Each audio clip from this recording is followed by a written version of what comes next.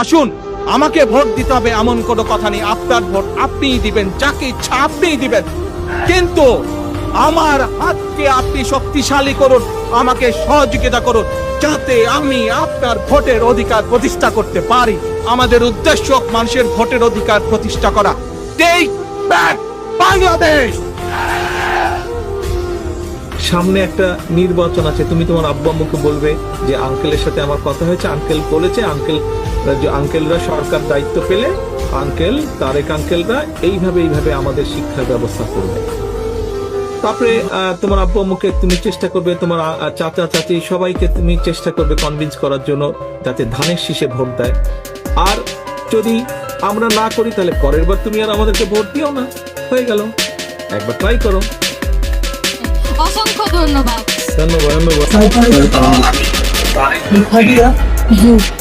আমার নাম ব্যবহার করেন, দয়া করে কোনো বিশেষণ ব্যবহার করবেন না।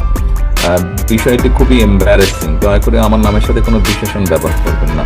আমি সভাপতির মাধ্যমে এই অনুরোধটুকু রাখতে চাইছি সবার কাছে। ধন্যবাদ। প্রথমত এখানে একটু ক্লিয়ার করে নিই, বিড়ালটি এটা আমার মেয়ের বিড়াল প্রথমত। তো ও এখন অবশ্য সবারই হয়ে গেছে, আমরা সবাই ওকে আদর করি। যে ভাইকে আমি রেখে এসেছিলাম সেই ভাই এখন আর নেই।